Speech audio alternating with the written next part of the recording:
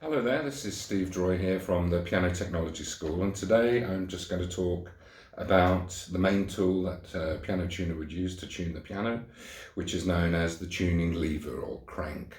And you may be just starting off and thinking of buying your first tuning lever, or maybe you've been tuning for a while and want to upgrade. So let's have a quick look at the different types of tuning lever that's commonly available. So the entry level would be something like this. This is what's known as a fixed head and a steel shaft on the tuning lever. This is the cheapest type of lever that's available, but it doesn't give you any opportunity to change the size of the head. Now, these are commonly nowadays, I don't know if you can see that, but they are star-shaped. Now this fits onto a square tuning pin, and what it means is that you can have the tuning lever in 8 different positions, so you can adopt the correct position and the most comfortable place to turn the pin. They come in 3 sizes: small, medium and large. Obviously the most common is the medium star. For most modern pianos, most pianos that you would see, your medium star head or tip is going to be the one for you. If you were going to spend a little bit more money, you could go for all 3 sizes, which would obviously cover you for all eventualities. In reality, the small size is usually for older pianos where the pins are a bit worn, or they might just be very small cottage uprights that have small pins. The large star is going to be for pianos which have been repinned with the larger tuning pins. And if you've only got your medium star and you go to a piano with very small pins, you might find this is slipping around and you can't get enough grip. If the piano has been repinned with large pins, you won't be able to get this all the way on, and again you'll probably gnarl up the pin as you're trying to turn it. But to get yourself going, if you just need a cheap lever, you can go for the fixed one-sized medium star, and they're available on eBay, on Amazon. They come from China, and you can get a reasonable starter one for around £20. Often comes in a little kit form where you get a few other bits and bobs. Some of the stuff on there I don't think is really necessary, but if you are looking at one of those kits, do try and find one with the other essential piece of kit, which is your Paps wedge for isolating and listening to the strings. And another thing which is quite handy is something like this, which is called a temperament strip. It literally is a piece of felt which goes in between the strings and enables you to start learning to tune temperaments. Now, if you wanted to go to the next stage up, you could look at something like this, and this is a more sort of professional lever. It's referred to as a Steinway Style, and this has a head which comes off and allows you to change. So you can have small, medium and large with the one lever. Now, originally when these came out, they were supplied with this type of thing, which is a one-piece head, and it screws on like so, and obviously comes in the small, medium and large, and some other variants which I will come to at the end. Quite nice and simple, allows you to change for the different sizes, and it's again a steel, which does have just a little bit of flex in it, almost imperceptible, but you do on tightly pinned pianos feel a slight flex in the handle, and you would have to get used to that, and nothing wrong with that. Many tuners still use these, and when I started, this is what I would use. And it comes in 2 varieties, often just a different shape of the handle itself. And if you do have the opportunity to try before you buy them, you can see which one suits your hand better. This is exactly the same idea, but has a straight handle that you can grip. This one obviously more sort of a bulbous end to it, and that really is just a preference of how that feels in your hand. and you will have to make a choice. Now, at some point, these were superseded and upgraded, rather than just having the sort of one-piece head. It came with these tips rather than the head. So that means that you have an adapter which fits onto the lever itself. So a smaller piece which screws on to the lever. And then rather than changing the whole head, you have a tip. Again, small, medium and large. So the more modern variant are these tuning tips. This one is a Hale, Watanabe is another common one. They will all wear out eventually, but usually many hours of tuning before you'll put a dent in one of these. And if you're going to have that, you also need to have, this is called a tip wrench, and it fits in, it's got a square end, it fits into the star, and that enables you to put on the tip, to tighten it up and to release it. Although honestly, you might be better off placing the tool on the floor and putting this like so, and actually using your feet, because they can get very stiff, and sometimes I can't do it with just my hand, and I sometimes put my foot on, press down on that, and that just releases it, and then you can get the tip off. So that's the same style of tuning lever. The handle, one has got the older style one-piece head, the other is utilizing the adapter piece with the tip. Now, not really any great difference there with those. I suppose the tips, it means you can choose from the different makers. It gives you a little bit more choice. If you find one that you particularly like, you can swap over from your Watanabe to your Hale tip. So in that sense, it does give you a little bit more choice. But certainly if you see a second-hand lever with these old heads on it, I don't have a big problem with those. They're actually really quite simple to use. They come on and off quite easily, and you can get the different variants on those as well. This is another one which is commonly available, and this is known as the master lever. And as you can see, that's a big boy. That's a more substantial, a heavier piece of kit. And really these are designed if you're struggling to turn the pin and you want a little bit more oomph, a little bit more leverage, and you've also got this magic extension piece which comes out and enables the lever to get even more leverage. You can put it out to this length, and if you're struggling to turn those pins, that's going to give you even more leverage on the pins. The downside of that is that it's taking you further and further away from the tuning pin itself.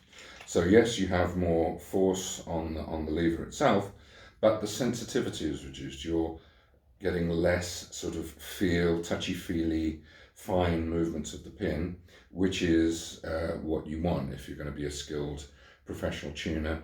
You really need to learn how to make very small adjustments, very small, fine motor movements in the hand. And if this is that much longer, you're going to reduce the feel, you're going to reduce the sensitivity on that. But if you don't have too much upper body strength and you feel as though you need that leverage, or you might just prefer it. A lot of people use these, a lot of people really like them. And again, it really is down to personal preference. There's no right or wrong. And again, this style, you can use the one-piece head, or you can use the two-piece adapter with the tip, just the same. So all of those three levers are pretty much similar, apart from the handle design. Now, the new kid on the block, the latest thing that everyone's talking about, even though they've been around for quite a while now, they were very expensive to start with, and now coming down into a more reasonable sort of £200 to £300 to £400 price bracket depending on what type of lever you get and how many variations you want to have with it. But this is the carbon fibre lever, and I would say if you're really wanting to be a professional tuner and you have the money and you're just going to make that one-time purchase, probably the wisest thing to just jump in at the deep end and fork out for the carbon fibre lever. Very light compared to these. You can really feel the difference. So what you may think, why does that make a difference really? But if you're doing a lot of tuning, it just means you can take it off, you can jump from one pin to the next, and if you're covering a lot of tuning pins over time, it does make a difference. And of course the carbon fibre is completely rigid, there's no flex whatsoever there. So you can get the same sort of leverage as you would on the master lever with its extension, but you can stay that much closer to the pin. So in terms of getting the maximum amount of leverage, there's absolutely no flex, and you can get still the sensitivity. And a lot of Chinese pianos now, a lot of the Far Eastern pianos are very tightly pinned. They're made to deal with the ravages of very hot climates and humid climates, so they pin them very, very tightly, and sometimes you feel as though you're going to break your wrist turning them, and certainly you would be struggling more with one of these older steel levers, although you know it can be done. We've all had to tune with those levers in the past, but one of these is going to make life a lot easier. So there's various different types. They're all pretty similar. They all seem to have this sort of crisscross pattern on the carbon itself, and really then it's down to the different manufacturers, which there's a few out there, and again you can get a difference in the handles, and they will all have this same carbon fibre shaft, but if you pay extra you can have the choice of different type of end piece. So you can have an extension if you want to, again, feel as though you need that extra leverage. You can go for the extension, or you can just go for a plain round end. So this is more the equivalent of one of these versus one of these. Again, it's just really how your hand feels on it.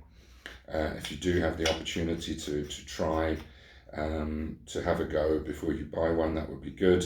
If not, you're really just going to have to plunge in and choose the end piece that you want. Both very usable. I don't think you would really come unstuck if you had either one.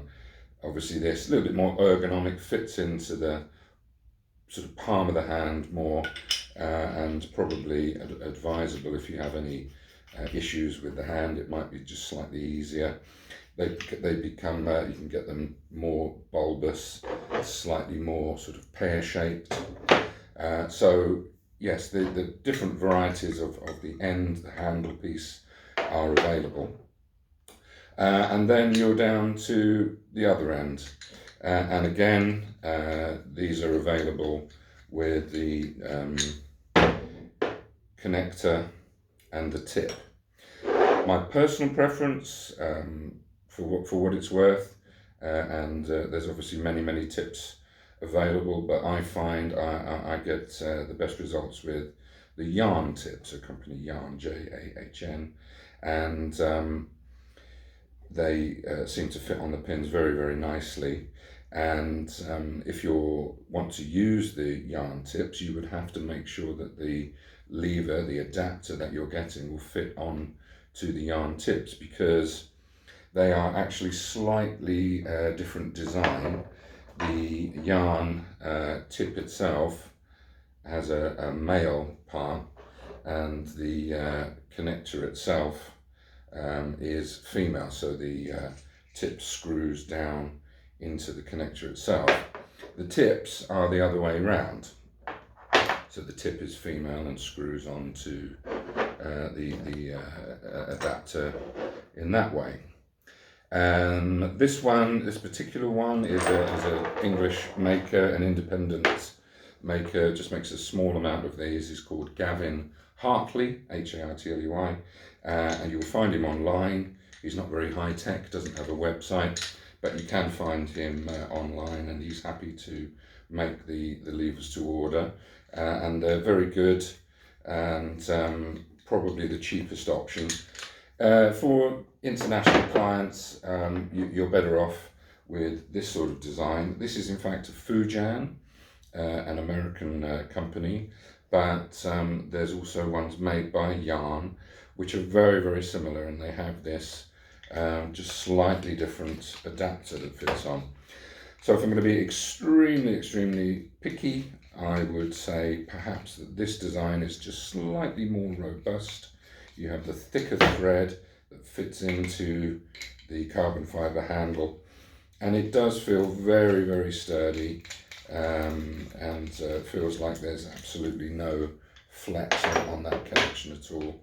The Gavin Hartley one, a bit sort of smaller, and that would be my only very, very tiny criticism, but that is actually sort of counterbalanced by the fact that the Gavin Hartley one is slightly longer.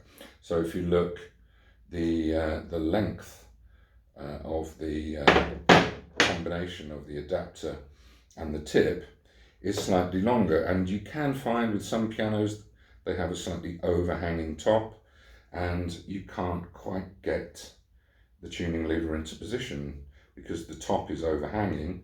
You can't quite get the tip onto the pin. Now the solution, if we're coming on to the more the variants that you can get, would be this extension piece. So this is for the Yarns, but I'm sure the tip systems have these extension pieces as well, and that fits on to the lever itself. Just pushes out the I dropped my washer, pushes out the tip just a little bit further, so that overcomes the problem of that overhang, and you've got a longer entire piece there, the tip, the extension and the adapter. But what I find with the Gavin Hartley one is that I don't need to use the extension quite so much because it's just got that little extra on it already. Most times it will get me out of any problems. Also handy at the end of grands if you're banging into the side of the grand, or there's a high header board, you just want something to lift the lever up. So the Gavin Hartley one wins on that one. So that's the extension piece. The other one you can get, in fact, for both of the types of lever is what's called a thin wall. So you can see that the tip itself goes in, and that's the normal one. So it just reduces the thickness of the wall. This can be handy. Sometimes old pianos, the pins have dipped and you just can't get the tip on in between the pins, or sometimes they're just badly designed and something like the pressure bar is too close to the bottom pin and you just can't quite get that on. So that's a nice little variation, is the thin wall, and you can also get that on the one-piece heads. They do a thin wall head for that. This is another little one. It's again, just to get yourself out of any issues, any problems at the end of a grand, or somewhere where things are very, very tight. If you see one of these, quite a nice handy little thing to have as an extra. And all of these levers are quite handy if you want to buy one and then upgrade to the carbon fibre one, because you'll always need a spare lever, because once a year you're going to forget your toolkit, leave it somewhere, and you'll go on to the next job, and it's very handy to have a spare lever available. I keep mine in the car, I have a little secondary toolkit in the car, so if I do forget it, I'm always able to cover myself in case of emergency. This is the extension piece for the older style of lever. Again, if you're in problems, you can't quite have enough room to work with, this will get you out of a hole. And they also come with a square and an oblong. Some very old pianos have oblong pins. you may never see one. Some old Broadwoods and the like, they have these oblong pins. You're not going to be able to do anything with that unless you have that. And there's also a square.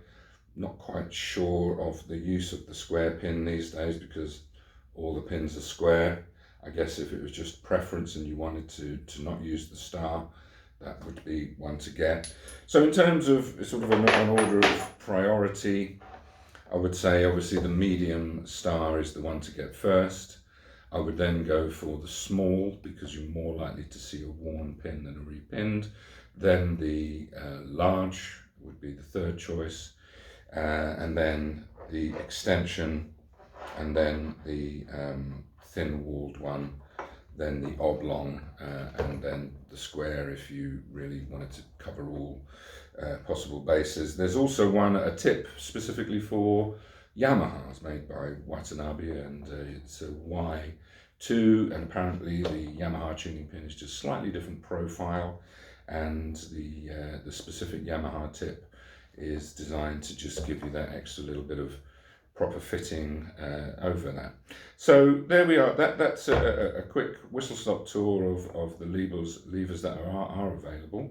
They vary in price from as little as £20 for the fixed head ones, or the cheap Chinese ones and the cheap Chinese kits, up to I think my Fujian one that I had to import from America, we were well into upwards of £400 by the time I'd got everything. So yeah, big decision to make. And so if you can try them beforehand, all the best. If not, you're just going to have to go for what you think is right. So I hope that was helpful. And I shall say goodbye.